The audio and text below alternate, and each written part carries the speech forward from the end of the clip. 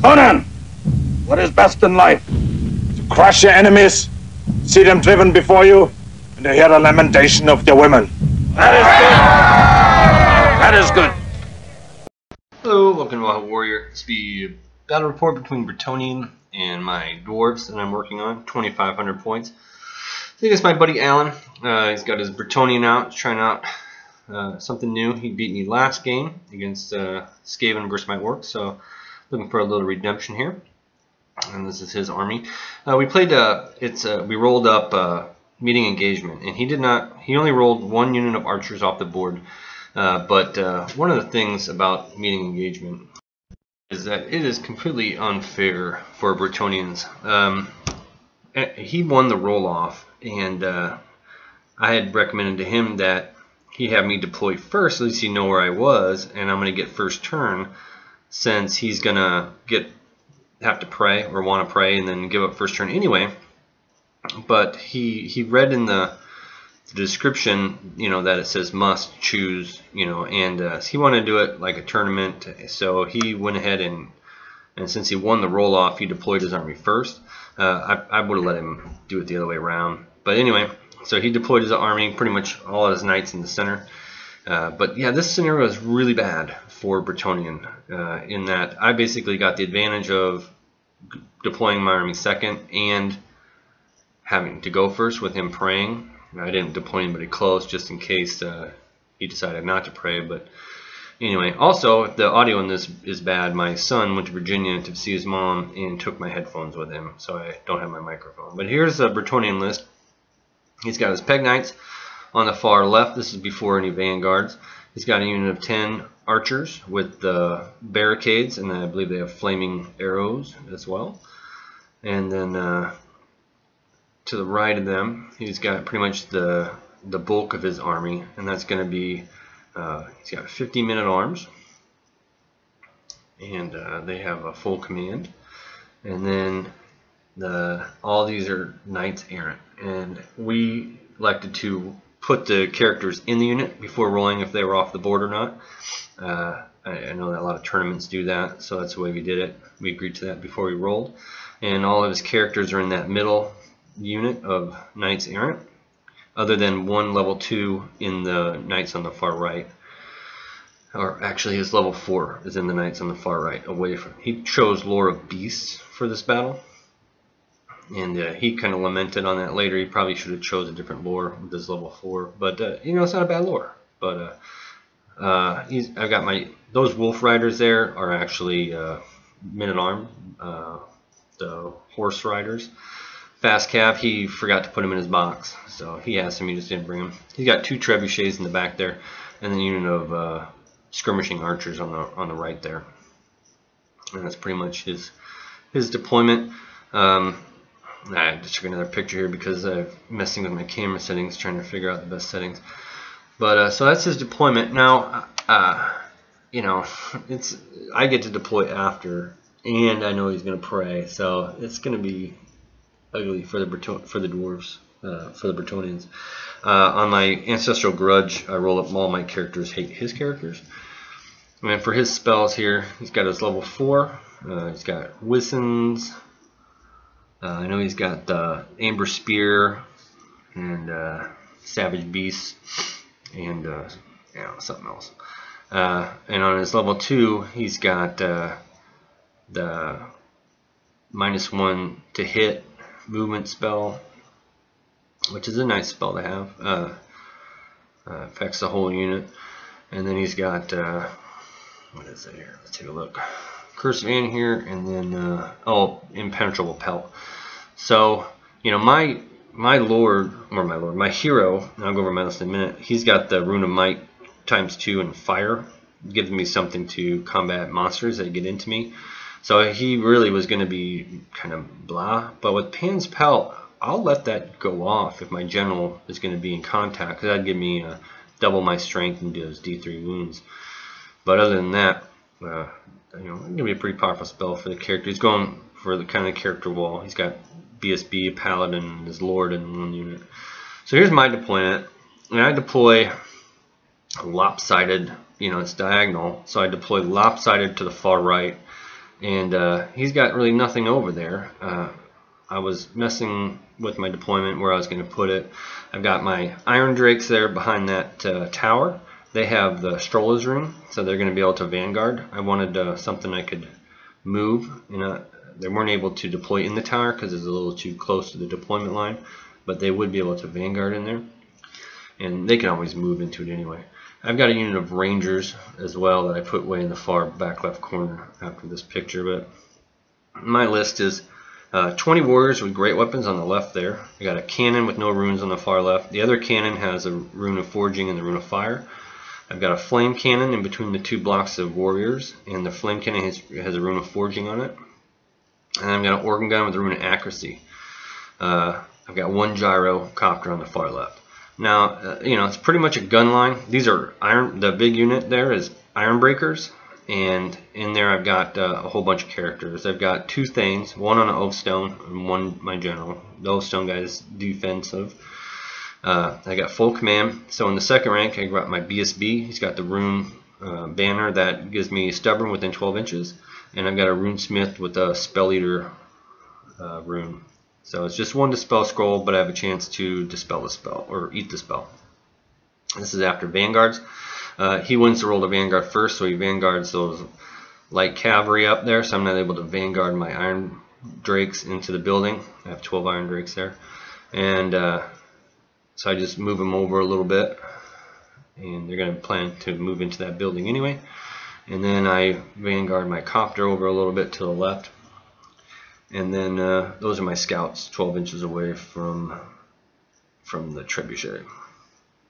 So my Rangers, I've been kind of messing with it. I was going to go with 2 organ guns, but in order to take the Iron Drakes and Rangers, can't do that. So then I decided to drop an organ gun and go with something a little more versatile. Added 2 guys to the Iron Drakes and put in some Rangers. And so there's I go first. So my copter is kind of on the far left here.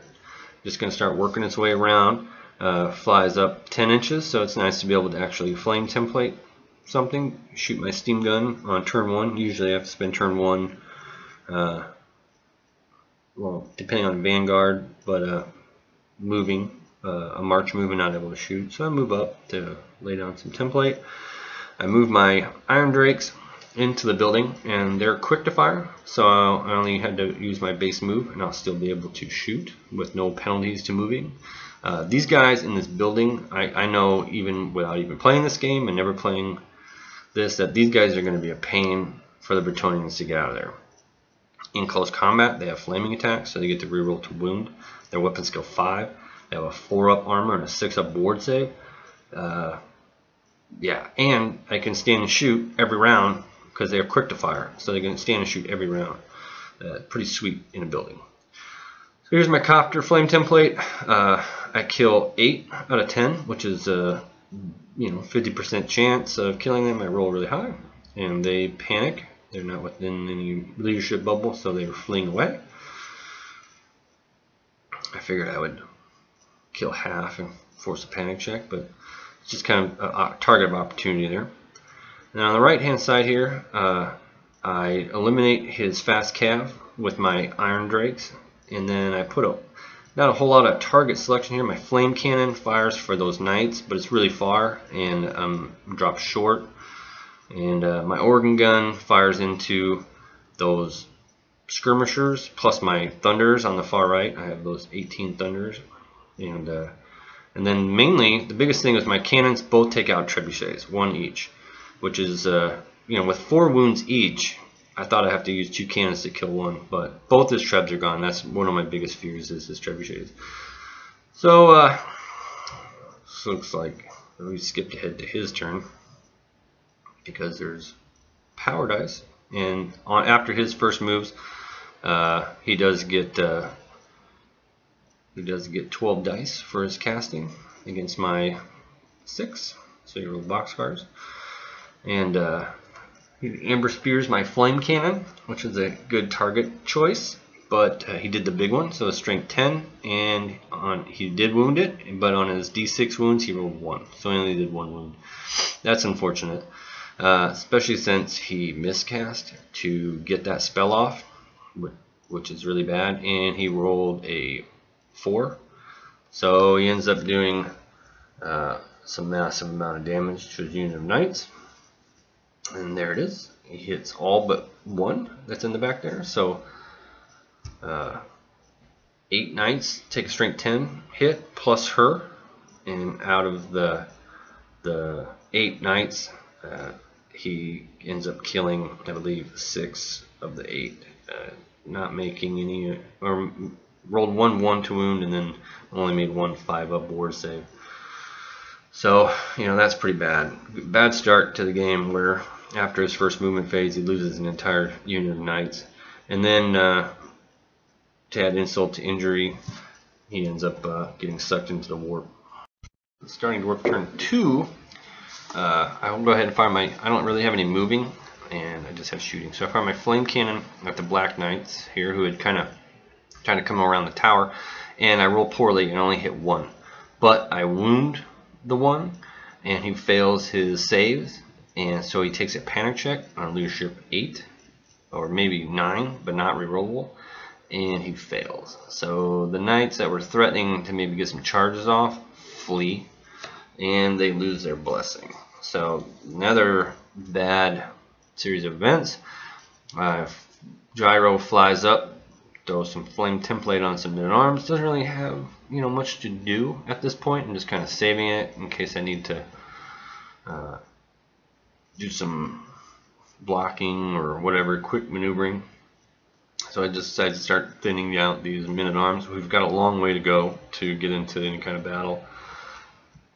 So I do that, and then here my Iron Drakes go ahead and fire at the Peg Knights, and I am able to kill 1 with my 10 shots. We figure that's a 2-story building, so I had 10 shots. And I'm able to take out a base of Pegasus Knights, so that's nice. And so yeah, this tower being in my deployment zone and me deploying next to it is pretty rough for him. So we get to the, I just do some other shooting and kill some of his smaller stuff, but not a whole lot of tremendous stuff. So on his turn, Bretonian turn, he's able to see that flame cannon, and he charges it because he's flying, flies right over the tower, and gets into the flame cannon, so that's good. See his unit of 2 knights there. I think I shot up 1, but so the 2, and those are his archers in the far right that had come on his turn 1 from the rolling the 1 on the deployment.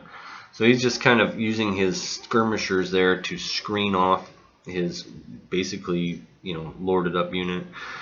These archers had rallied on his turn, so they charged me in the side, and he's got a charge and a flank, so he's starting with +2. I only have 2 attacks, so he's got a good chance to break them. And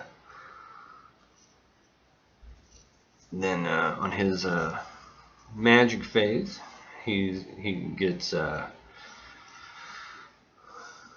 7 dice to my 4, so he's got the ability to maybe cast a few spells. I'm not sure what this is a picture of exactly. He's moving, I suppose. His Peg Knights beat the Fire Thrower, and barely, by 1 wound, so he's good that he Amber Spirited. He didn't know what to do with them.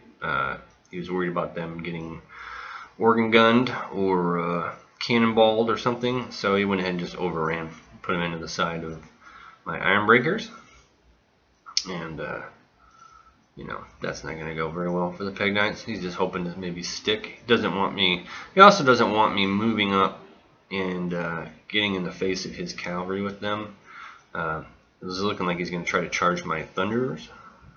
But, little does he know I've got a banner 12-inch radius. Those guys beat my copter, but do not run it down. And the stick is just, it won't sit on that hill, so it's 2 inches farther up on that hill. So he beat it, but he didn't catch it, so the copter gets away. And, but, they're keeping it from shooting its steam gun on anything. On the dwarf turn, I'm able to rally my copter. So there it is. I moved the hill just so it'd stay up there. Rally the copter and try to put a cannonball through these guys, and I hit with only on 2 knights, and I rolled 2 1s to wound, so they were very fortunate. Those knights also had taken a cannonball the turn before, and I hit one guy, and I rolled a 1 to wound. So it's or maybe he made his ward save. I think he made his ward save. But yeah, they've taken a couple cannonball shots, and they're not dying to that. So bad luck on the flame cannon, but good luck on cannonballs.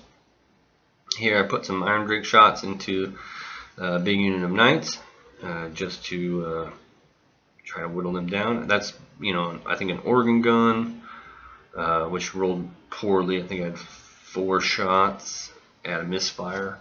Otherwise, I did pretty decent with my rolling in my organ guns, and that might have been the rifles shooting in there too. He's got this Pants Pelta, but that doesn't really affect shooting, so taking out some guys in the back. There's pre-combat here, and he's got 2 guys, and then after he attacks, he's only got 1 guy left.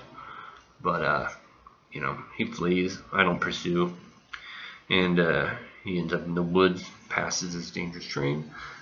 His men-at-arms assault the Iron Drakes on his turn, and I do a stand and shoot and kill probably 4 or 5 or so.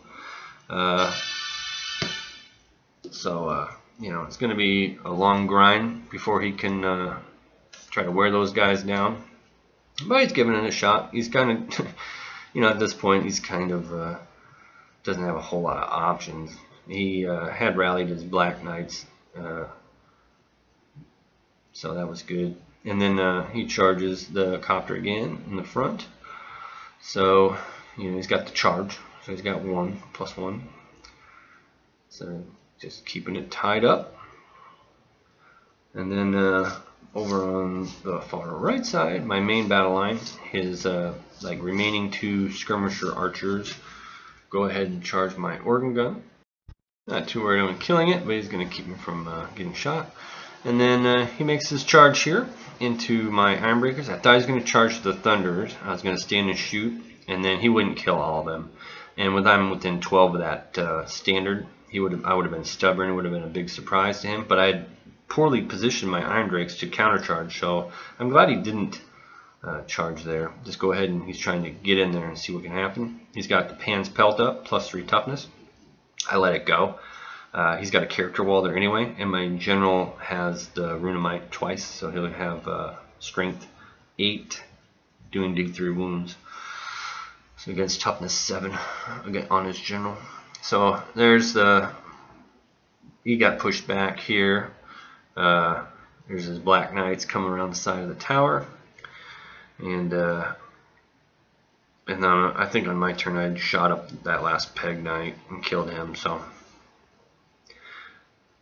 that's for the combat here. He comes in there, and my general issues a challenge because he didn't issue a challenge, and he took it with a Paladin in the middle there, and so he does not kill me, fortunately. I thought he might.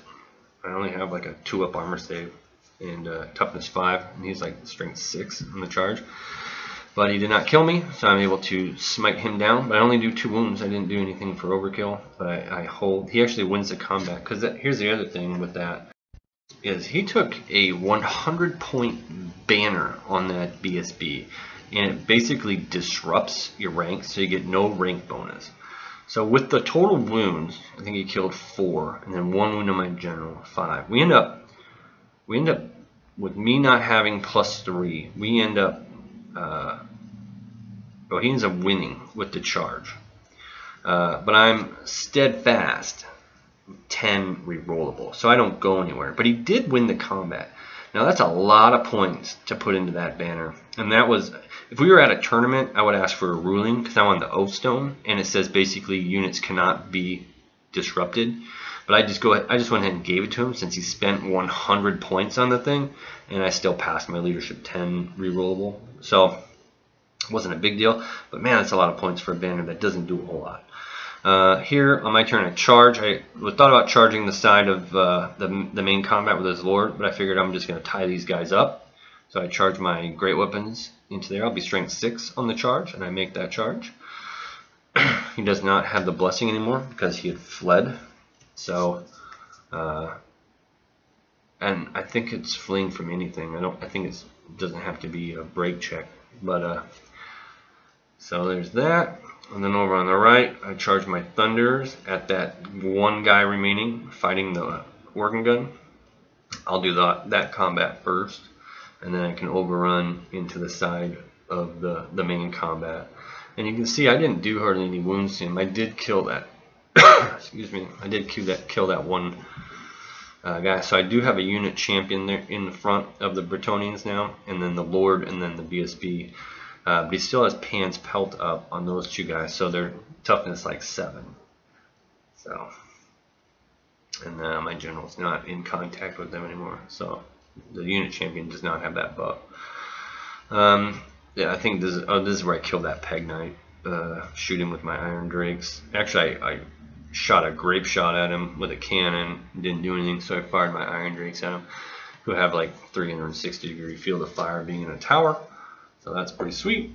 He's gone. Didn't know what he could do. I just figured I'd eliminate him.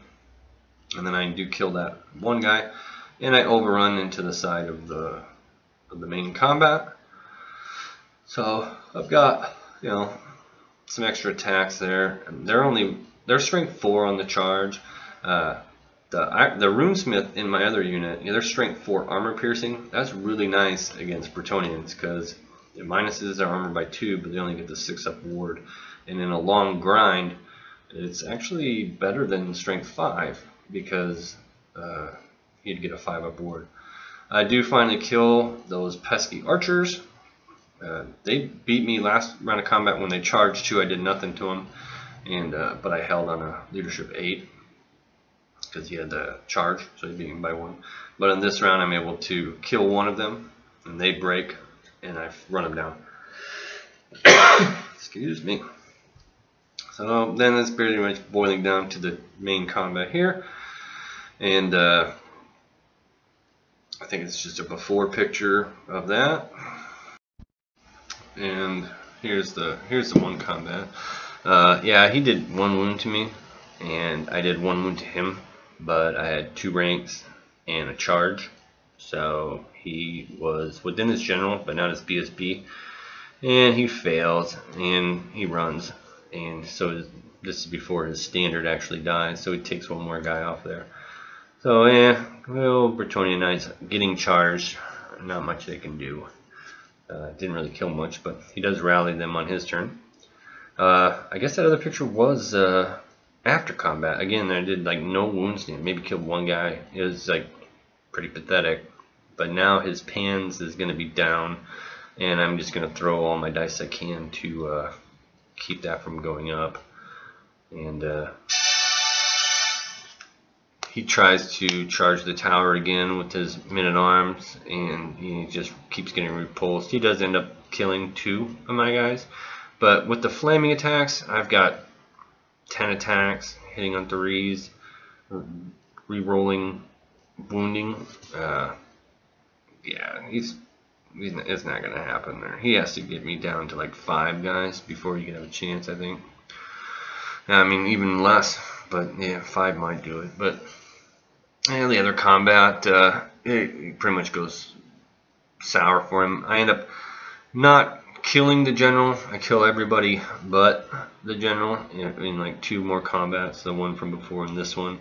And he breaks and he flees. He doesn't even bother to roll just because he's like, that's game. But you know, it was a